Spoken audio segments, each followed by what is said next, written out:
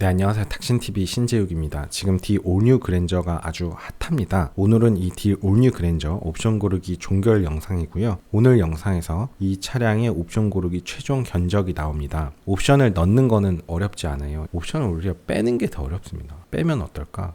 이거는 꼭 필요하지 않지 않아? 이런 거를 생각하는 게 더 어렵단 말이에요. 제 영상은 열심히 빼드리는 영상입니다. 우리의 한정된 돈을 어떻게 하면 효율적으로 쓸까를 아주 그냥 집요하게 고민하는 영상이에요. 제 영상이 답이라고 생각하지 않고 이 영상을 따라서 사시라고 강요하는 게 아닙니다. 제가 반대로 여쭤보고 싶은 게 있어요. 뭐 이런 옵션들을 막 추가를 해야 된대요. 기본 차량엔 그 옵션이 없어? 예를 들어서 고속도로 주행보조 2라는 옵션이 캘리그라피에 있어요.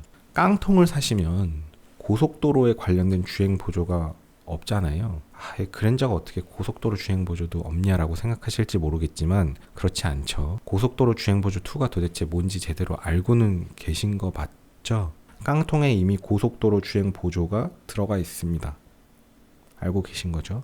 이 스마트 크루즈 컨트롤 스탑앤고 기능 포함이 기본 깡통 모델에도 들어있기 때문에 여러분이 차간 간격을 세팅하고 고속도로에서 일반 크루즈 컨트롤 아니에요. 차간 간격 유지하면서 주행할 수 있습니다. 스텝앤고 기능이 포함되면은 뭐 이거 되게 좋아하시는 분들 많던데 저는 사실 왜 쓰는지 모르겠지만 약간 정체가 있는 고속도로 구간에서 가다 서다까지 반복할 수 있죠. 30초 이내면 알아서 출발하고 30초 이상 정차한 경우에는 가속 페달을 살짝 밟아주면 다시 간격을 유지하면서 스마트 크루즈 컨트롤이 유지가 됩니다. 깡통에도 이미 내비게이션 기반 스마트 크루즈 컨트롤이 있어서 안전 구간, 그러니까 속도 제한 구간에선 속도를 줄여주고 곡선 구간에선 속도를 줄여줘요. 고속도로 주행보조 2는 이제 정확하게 나오진 않는데 알아본 바에 의하면 한 두 가지 기능이 추가되는 걸로 보입니다.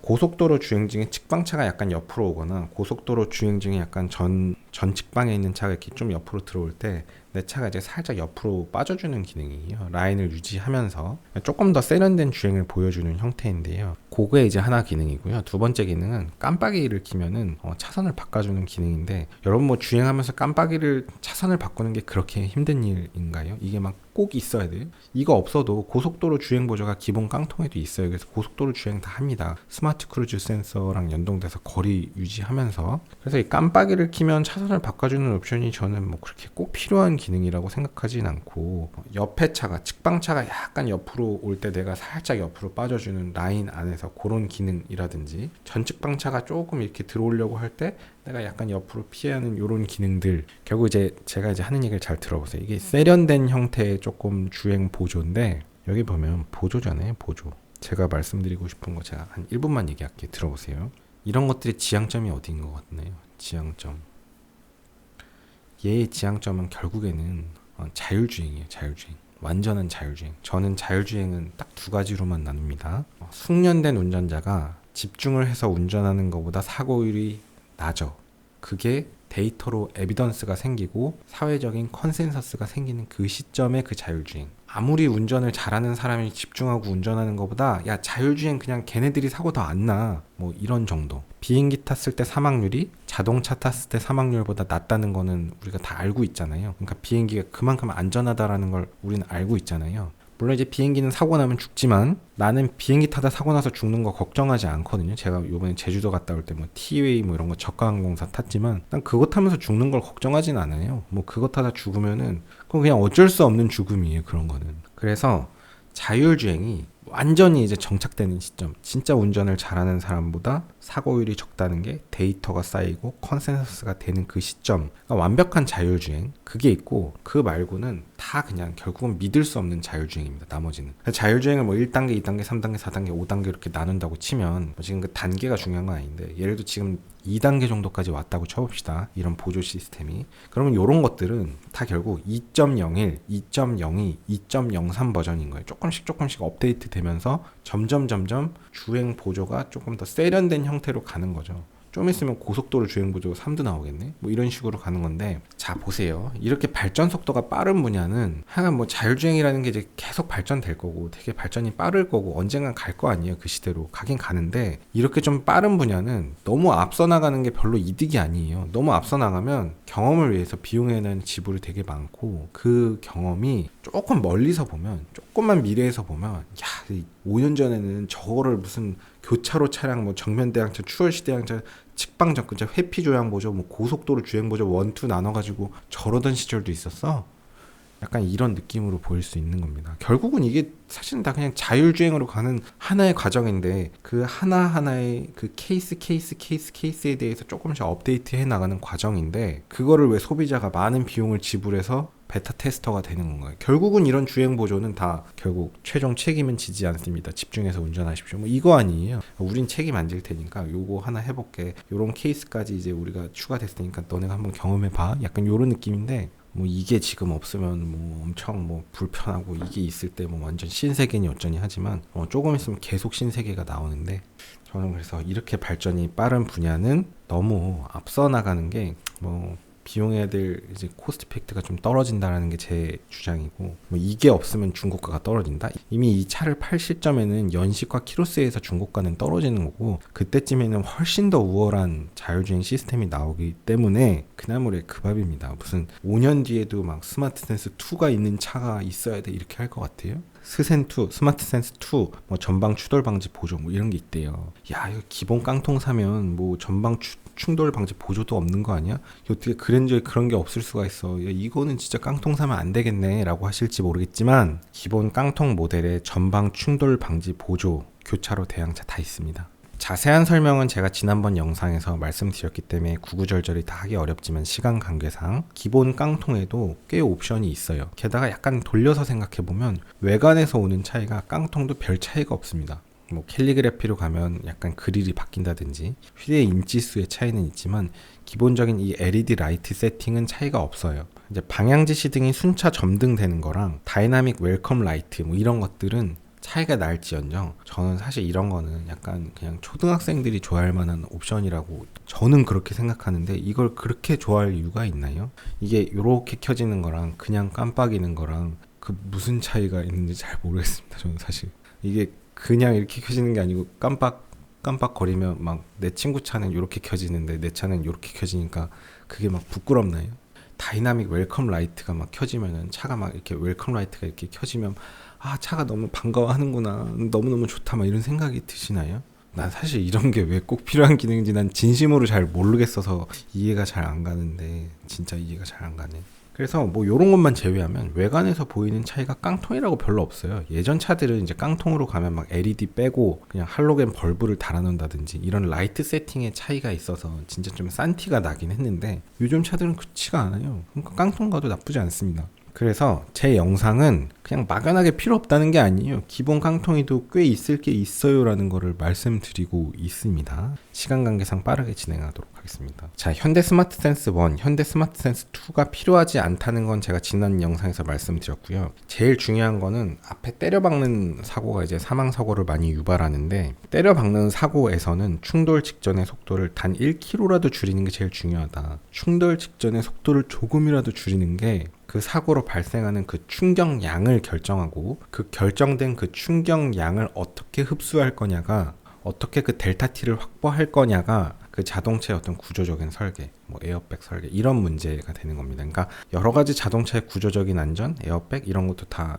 2단계의 문제예요. 가장 중요한 거는 충돌 직전의 속도를 조금이라도 줄이는 거. 그래서 제일 중요한 옵션은 깡통에 들어있죠. 전방 추돌 방지 보조.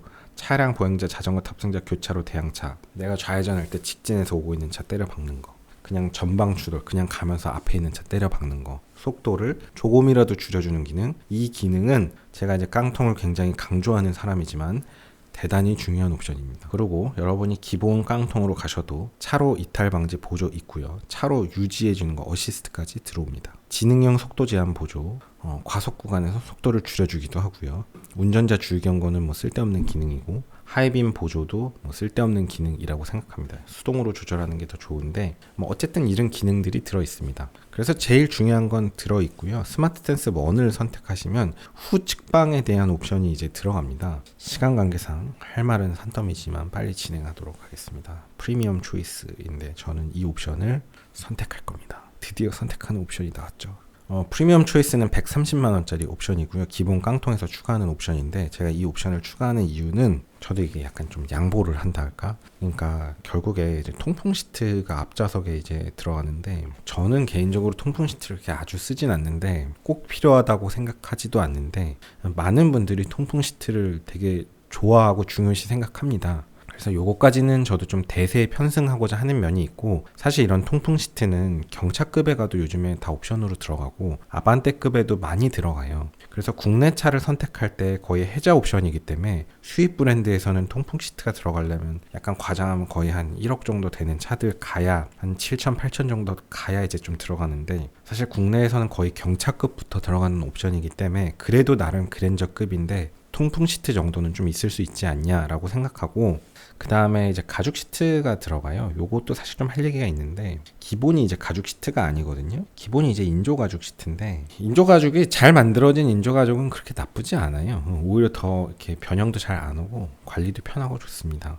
의외로 많은 수입차에도 인조 가죽 들어가는 차들 많이 있어요. 뭐 3 시리즈나 5 시리즈 기본 모델들, E클래스 기본 모델들에도 다 그냥 인조 가죽 많이 들어갑니다.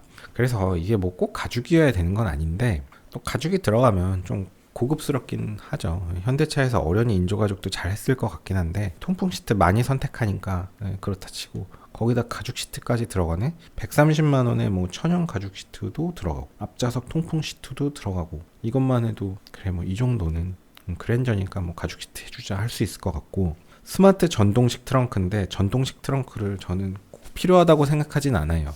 SUV는 조금 더 필요한 것 같습니다. SUV는 트렁크를 닫기 좀 더 힘드니까. 근데 세단은 트렁크 무게가 그렇게 무겁진 않기 때문에 이렇게 그냥 닫는 느낌도 있고 저 싫어하지 않는데, 뭐 요즘의 트렌드상 뭐 버튼식이 편하긴 편하니까 손에 때도 안 묻고 요거까지 오케이. 뭐 무선 충전은 필요 없고요. 제가 강조하고 싶은 게 이제 디지털 키 2인데, 요 얘기 잠깐만 할게요. 이제 디지털 키가 요게 조금 이제 진보된 방식이에요. 그래서 과거에도 디지털 키가 좀 있었는데, 그동안의 디지털 키는 대부분 NFC 방식으로 스마트폰에 넣어놓을 수도 있고, 뭐 카드키 같은 거 들고 다니고 이제 이럴 수 있는데, 문 앞에다 대고 찍어야 이제 열리는 거예요. 그리고 그 키를 실내에도 지정된 위치에다가 딱 놔야만 이제 시동이 걸리는 방식. 저는 그렇게 NFC로 연동되는 방식이 뭐 나쁘다고 생각하진 않아요. 조금 더 직감적이잖아요. 내가 정말 키를 쓰는 것 같으니까. 지금 이 디지털 키 2는 UWB라고 울트라 와이드 밴드 뭐 이런 식인데, 지금 그게 중요한 건 아니고 조금 원격거리 통신이 되기 때문에 디지털 키를 그냥 보유만 하고 있어도 근처에 가면 문이 열리고 굳이 지정된 위치에 놓지 않아도 시동이 걸린다는 거예요. 그래서 그 디지털 키를 이제 핸드폰에다 넣어놓을 수 있고, 핸드폰에다 넣어놓으면 그냥 주머니에 넣고 있어도 차 근처에 가면 이제 문이 열립니다.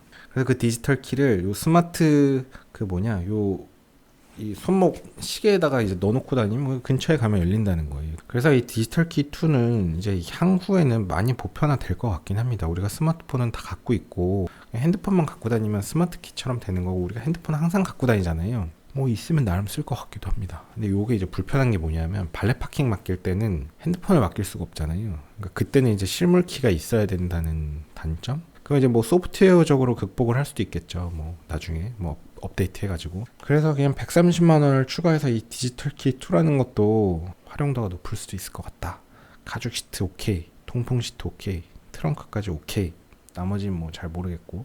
그래서 프리미엄 초이스를 선택하겠습니다. 그래도 그랜저인데 가죽 시트 정도, 통풍 시트 정도, 스마트 트렁크 정도, 게다가 디지털 키 2까지 잘 쓸 수도 있을 것 같아요. 이 정도는. 이제 가족끼리 또 키 공유가 된다 그러죠. 뭐 가족끼리 스마트폰 회사가 같아야 된다고 하는데, 뭐 디지털 키로 하면 이렇게 복사를 해가지고 우리 가족이 다 갖고 있어서 뭐 엄마도 그냥 자기 핸드폰 갖고 근처에 가면 문 열리고 이런 식입니다. 그러니까 실물 키를 가족들이 꼭 공유하지 않아도 된다는 장점. 그 다음에 보스 프리미엄 사운드 패키지는 호기심은 가고 어떤 면에서는 순정 옵션에서 좋은 오디오가 제일 좋기 때문에 가성비긴 한데, 이 보스 오디오로 가려면 이 프리미엄에서 선택 못하고 익스클루시브로 가서 해야 돼서 추가금이 이미 한 500만원 발생하고 100만원이 더 추가돼야 돼서, 사실상 오디오를 위해서 600 추가하는 느낌이라면 저는 선택하지 않겠다고 말씀을 드렸고요. 그 다음에 플래티넘, 이 옵션은 저는 절대로 선택하지 않는데, 이유는 10.25인치 풀터치 공조 컨트롤러가 들어가는데 저는 이거 하나만으로도 그냥 개극혐입니다.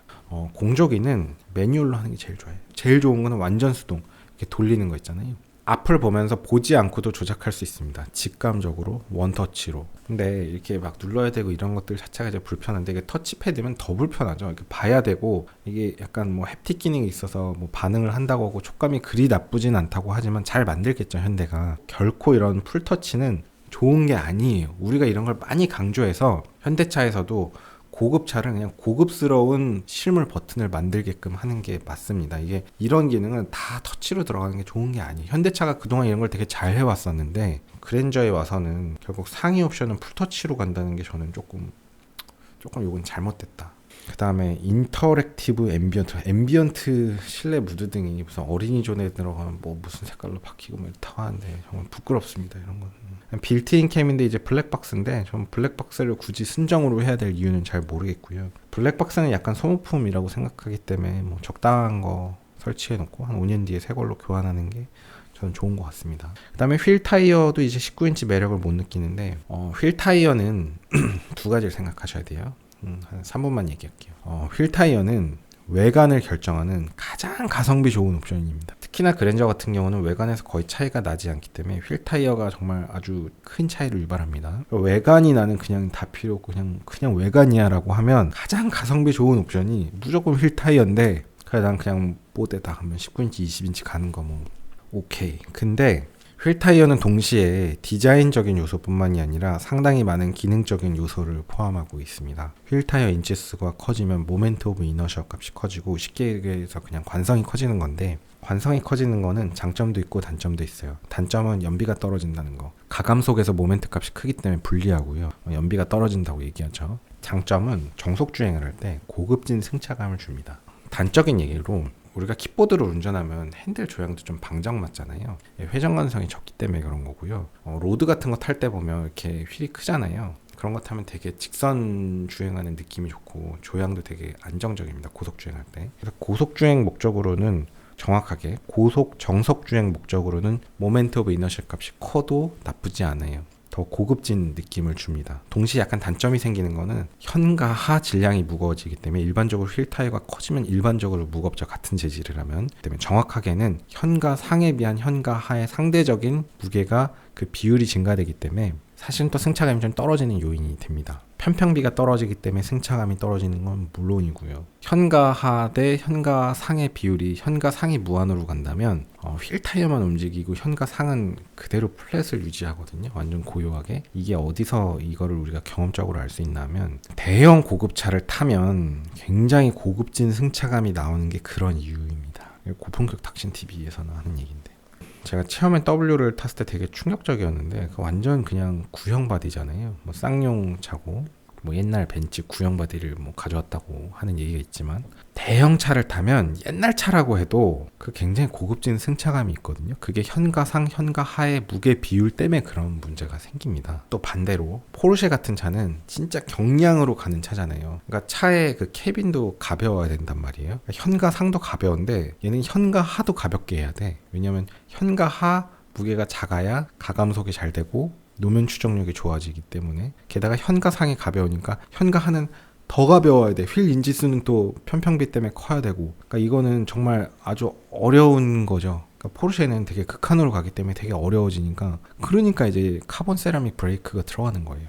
진짜 무게 조금이라도 더 줄여야 되는 게 오는 거죠. 현가상이 너무 가벼우니까 현가를 더 가볍게, 그 비율이 중요하니까. 그래서 하고자 하는 얘기는 뭐냐면, 이 휠 타이어는 굉장히 이 좀 차량의 운동 성능을 좌지우지하는데, 결론적으로 이 그랜저라는 차량의 특성상 그리고 2.5를 선택한다면 18인치가 딱 적당합니다. 일반적인 E클래스 E200, 그 다음에 제가 타고 있는 520D 이런 게 190마력에, 디젤은 오히려 토크가 2.5보다 높을 텐데, 이런 차들의 기본 휠 타이어가 보통 245, 45, 18 뭐 이 정도 됩니다. 이게 거의 18인치에서는 245, 45, 18이 거의 표준화되는 것 같은데, 18인치 정도가 딱 적당한 규격이에요. 19인치는 약간 오버스펙, 20인치는 2.5에서 선택하는 건 개 오버입니다.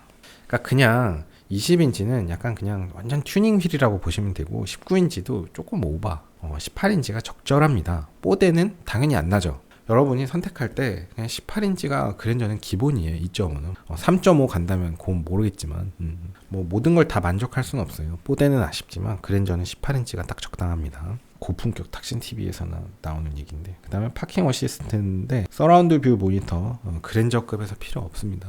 제가 항상 말씀드리지만 여러분이 뭐 버스 운전하는 거 아니고 뭐 트레일러 운전한다면 탑뷰 필요한데 트레일러나 버스에도 서라운드 뷰는 없어요. 뭐 르노 마스터에도 서라운드 뷰 없어요. 그냥 그랜저는 이 서라운드 뷰라는 게 꼭 필요한 게 아닙니다. 그냥 후방 카메라 정도면 됩니다. 후방 카메라도 사실 과하다고 생각하는데 거기까지는 제가 양보할게요. 서라운드 뷰는 꼭 필요하지 않습니다. 이게 꼭 필요하다고 하시는 분은 운전 후 측방 모니터가 있지만 기본 깡통으로 가도 후방 모니터 있습니다. 측방 주차거리 경고 여기 나오지만 기본 깡통에도 후방 센서 있어요. 기본 깡통에도 전방 후방 주차거리 경고 있고요. 후방 모니터 있습니다. 그래서 후 측방 모니터, 측방 주차거리 경고까지는 필요 없습니다. 후방 주차 충돌 방지 보조, 후진으로 나갈 때 옆에서 오는 차 봐준다는 건데 제가 뭐라 했죠? 천천히 나가야 된다 그랬잖아요. 적분하듯이 1cm씩 1cm씩 적분하듯이 비상등 켜고 나가면 절대 사고 나지 않아요. 그 상황에서 사고 나는 건 그냥 오는 차가 와서 지가 박은 거지. 그거는 서 있는 차 박은 거나 똑같은 거잖아요. 미세 적분으로 나가는데, 자, 원격 스마트 주차 보조는 요거는 필요한 분만 선택하십시오. 나는 내 주차 환경이 정말 너무 좁은데 삐집고 들어가서 세워야 되는 그 환경밖에 안 된다는 분은 하시고요. 그냥 막연하게 있는 게 좋진 않나? 뭐 이런 느낌으로 하실 필요는 없을 것 같으면 저는 이 기능을 안 쓰는데요. 왜 안 쓰냐? 이렇게 내려서 이 버튼 누르고 주차한다는 것 자체가 내 마음에 안 드는 주차를 원치 않고, 저는 뭐 기둥에 딱 붙이고 이런 걸 좋아하기 때문에 본인 주차 자리가 협소해서 끼워 넣어야 된다라고 하시는 분은, 저는 그런 자리에 주차 안 해요. 그런 자리 주차하면 옆 차에서 탈 때 문 찍을 거 아니에요. 그런 자리 주차하고 싶지 않습니다. 근데 본인이 뭐 예를 들어 뭐 타워팰리스 하는데 거기에 뭐 지정 주차인데 자기 자리가 중간이야. 거기 너무 좁아. 도저히 진짜 내리고 타는 게 난 내 일에 너무 스트레스다. 그런 특수한 상황에서는 본인이 필요하면 선택하십시오. 그럴 때는 잘 쓸 거니까. 그냥 막연하게 선택할 필요는 없습니다. 뒷좌석 컴포트 패키지는 하지 않습니다. 뒷좌석은 배려하는 거 아니고요. 자기 자식이라도 뭐 뒷좌석을 이렇게까지 배려할 필요는 없습니다. 뒷좌석에 가끔씩 타는 손님을 위해서 배려할 필요도 없고요. 그리고 그랜저는 뒷좌석을 위한 차는 아니라고 생각합니다. 뭐 뒷좌석이 꽤 좋은 편이지만 정말 그렇게 뒷좌석을 배려하는 목적이라면 이 차를 살 필요는 없을 것 같고, 자, 프리뷰 전자제어 시스템도 이 고품격 닥신 TV에서 결정해드리겠습니다. 이거 아쉬워하지 마세요. 필요 없습니다. 정확하게 말씀드리면 필요 없는 건 아니고, 뭐 있으면 조금 낫다고 하거든요. 이런 최신 기술을 좀 경험해보고 싶다고 하시면 난 그냥 진짜 경험의 가치를 둔다면 할 수 있는데, 저는 안 하는데요. 제가 안 하는 이유는 제가 아까도 말씀드렸지만 고급진 승차감은 대형 차에서 나오거든요. 대형 차를 만들어 놓으면 뭐 이렇게 세팅이고 뭐고 그냥 고급진 승차감이 나옵니다. 축간 간격이 길고 현가 상의 무게가 무거워서 현가하는 어차피 무게가 한계가 있으니까 암만 휠테이가 커져도 현가 상 자체가 이제 육중한 무게가 되면 찍어 누르고 가는 힘이 있거든요. 그게 현가상의 무게 비율 때문에 그런데, 그게 대형 차가 되면 뭐 프리뷰 뭐 이런 거 없어도 그냥 대놓고 안정적인 느낌이 있어요. 과속 방지 턱을 넘을 때도 그렇고. 그래서 어떤 차의 그런 물리적인 특성에서 오는 그게 저는 훨씬 더 메이저하고 중요한 요소인 것 같고, 물론 이제 그랜저에서도 나름 그랜저지만 여기서도 뭐 좀 이런 테크니컬한 옵션으로 좀 극복을 하면 안 되냐라고 할 수는 있는데, 그냥 저는 그랜저는 그랜저급이고 정말 그렇게 컴포트한 뭐 이런 걸 원하면 또 윗급으로 가는 게 맞다고 생각합니다. 그래서 여기서 뭐 전자제어 서스펜션이 얼마나 똑똑하게 반응 속도도 좋게 잘 반응할지는 좀 의문이지만 조금 낫다고 하는데, 뭐 굳이 뭐 헤드업 디스플레이는 필요 없다고 생각합니다. 여러분 뭐 뉴르부르크링에서 레이싱 하시는 거 아니죠? 정말 레이싱 하는 사람들은 잠깐이라도 내려다볼 시간이 없기 때문에 헤드업 디스플레이가 필요한데, 여러분 뭐 설령 조금 가속해서 150 달린다고 하더라도 뭐 이게 막 헤드업 디스플레이가 꼭 필요한 거 아니잖아요. 정보들 다 디스플레이 표시되는데 이미 눈을 요만큼 낮추는 게 힘든가? 그냥 여기서 이만큼 낮추면 다 계기판에 나오잖아요. 뭐 굳이 그게 유리에 띄워져야 될 정도로 다이나믹한 운전을 하는지 의미가 저는 필요는 없다고 생각합니다. 저는 결국 프리미엄 초이스를 선택할 거니까 깡통에서 프리미엄에서 프리미엄 초이스만 선택해서 130만원 추가된 개별 소비세 5% 적용 시에 3,800, 3,915만원짜리 차가 되고요. 몇 가지만 코멘트 할게요. 캘리그라피로 가면 자외선 살균 시스템 센터 콘솔이 있대요. 여러분 무슨 뉴트로페니아 환자이신가요? 본메루 트랜스플란테이션 룸에 BMT실에 들어가시는 환자예요? 저는 이거 뒀다 어디다 쓰겠다는 건지 모르겠습니다. 뭐 이런 리모컨이 있다 치면 이런 리모컨을 막 자외선 살균 시스템에 넣었다 써야지 내가 뭐 인펙션이 안 되는 건가요? 제 직업 중에 하나가 의사인데 저는 이런 게 무슨 에비던스가 있는지 잘 모르겠습니다. 우리는 정상 면역 환자잖아요. 정상 면역 환자는 뭐 이렇게 살균을 해서 막 써야 되는 게 아닙니다. 정상 면역은 우리 면역이 있잖아요. 근데 이제 정상 면역이 아닌 사람들은 기회 감염이 생기고 이런 인펙션 소스에 대해서 굉장히 취약하기 때문에 격리도 하고 적윤식도 하고 뭐 BMT실에 들어가기도 하고 하는데, 이 도대체 일반 사람들이 이 자외선 살균 시스템을 왜 쓰는 거죠? 이게 뭐 메디칼리 어떤 에비던스가 있는 건가요? 그냥 코로나 시대에 뭔가 그런 유행을 타서 하는 것 같은데, 그냥 일반인은 손 씻기 잘하고 뭐 알코올 소독하는 정도 하면 되지만 내가 쓰는 무슨 핸드폰이나 이런 물건을 자외선 살균 시스템에 넣는 게, 그 외에 다른 일상생활도 다 그렇게 하시나요? 여러분 집도 막 자외선으로 살균하고, 차를 타는 시간은 우리 일부고 그 시간 일부에 뭐 그 콘솔에다 뭐 물건을 넣어서 자외선 살균한다는 게 무슨 의미인지, 제가 현직 직업이 의사인데 저는 뭐 무슨 의미가 있다는 소린지 의문입니다. 그냥 상품인 느낌이고요. 전혀 필요 없습니다. 이거는 약간 이 현대차에서도 뭐 20계열 쪽, 그러니까 공학을 전공한 사람이 이 옵션을 넣자고 했을 것 같지 않고, 약간 디자인 전공하거나 그냥 전혀 이공계가 아닌 사람이 그냥 야 그런 거 있으면 좋지 않을까, 그냥 아이디어 제공. 그래서 현대차 이제 개발팀에서도 에이 뭐 진짜 쓸데없는 기능이라서 좀 그렇긴 하지만 이런 거 넣으면 또 좋아하는 사람도 있지 않겠어? 상품성을 위해서 넣어보자. 뭐 요런 느낌으로 넣겠죠. 아무 의미 없습니다. 캘리그라피의 장점은 이제 이런 것들인데요. 대충만 보면 스티어링 휠에도 스티치가 들어가고요. 투톤 컬러고 커버 포함해서 이제 나파 가죽으로 스티어링 휠을 쌉니다. 굉장히 고급진 느낌이 날 것 같고요. 인조 가죽 내장재가 좀 여기저기 들어갑니다. 도어 쪽에도 들어가고, PU 소재 크래쉬 패드가 이제 전방 쪽 패널 얘기하는 거고요. 실내 내장 쪽.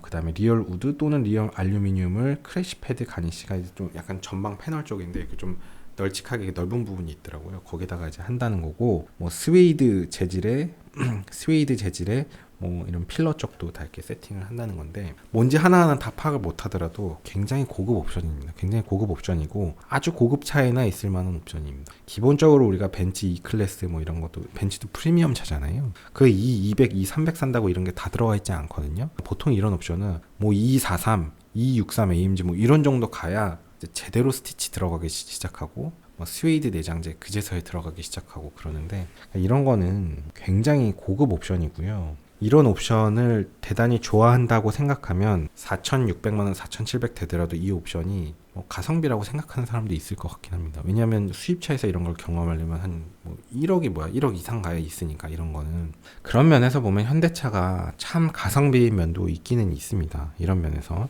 저는 사실 뭐 이런 걸 그렇게 중요시 생각하진 않아요. 뭐 이런 건 저는 뭐 필요 없다고 생각합니다. 그래서 관심 없어요. 그 다음에 이제 익스클루시브에서도 보면은 서라운드 뷰 모니터 전혀 필요 없다고 얘기했잖아요. 그러니까 불필요한 옵션이 들어가 있는 거고 선택했죠. 그러니까 필요 없고, 통통 시트도 들어갔고, 뭐 에르고 모션 시트가 있어서 뭐 스트레칭을 뭐 시트가 뭐 얼마나 해주겠어요. 의자 뒤로 좀 젖혀주고 뭐 이런다는 것 같은데, 메모리 시스템이 좀 뭐 있으면 좋을 수는 있는데 뭐 없어도 상관없습니다. 이것도 전동식 틸트, 텔레스코픽 스티어링 휠 조절이 깡통 가도 조절 다 돼요. 근데 이제 이게 뭐 전자식이라는 건데, 이게 또 뭐 꼭 전자식 아니어도 크게 불편한 거 아닙니다. 자외선 차단율이, 야, 이 자외선은 차단해야 되는 거 아니야? 하지만 우리 썬팅하면 자외선 차단 다 되죠. 그래서 이 유리가 뭐 특별할 걸 전 느끼지 못하겠고요. 그래서 익스클루시브도 매력을 느끼지 못합니다. 깡통에 있는 옵션들 다 주구장창 설명하는 거는 좀 의미가 없을 것 같고요. 기본 오디오도 현대차는 어느 정도 좋을 것 같고, 내부의 디스플레이도 깡통도 차이가 없다는 겁니다. 요 인터랙티브 앰비언트 무드 램프, 굉장히 인터랙티브한 앰비언트 요 기능은 없지만 뭐 이런 건 중요한 거 아니고, 가죽이나 이런 내부 디테일은 이제 상위 옵션만은 못할 건데요. 대신에 여러분 가격을 저렴하게 뽑잖아요. 뭐 진짜 뭐 한 4,000 몇백 갈 거면은, 제가 이걸 왜 선택 안 하냐면 4,700 정도 되면요 진짜 이 돈 갖고 살 수 있는 차는 너무 많고, 이 중고로 가면 뭐 G90도 괜찮은 거 살 수 있고, 뭐 E클래스 200, 300도 괜찮은 거, 뭐 5 시리즈도 괜찮은 거 살 수 있습니다. 4,700 정도면 거의 새 차 느낌의 차를 살 수 있습니다. 4,700 정도면 조금만 보태면 E클래스 400도 살 수 있어요. 그래서 이 4,700은 적은 돈은 아닙니다. 4,700은 그 기회비용을 여기다 쓴다? 뭐 본인이 돈이 많아서 다 여기다 쓰겠다는 건 전 상관없는데, 뭐 저는 4,700으로 그랜저 사지는 않습니다. 긴 영상 봐주셔서 감사합니다. 수고하셨습니다. 고속도로 내 앞지르기 차로 계속 주행은 단속 대상입니다. 주행차로로 내려와 주세요.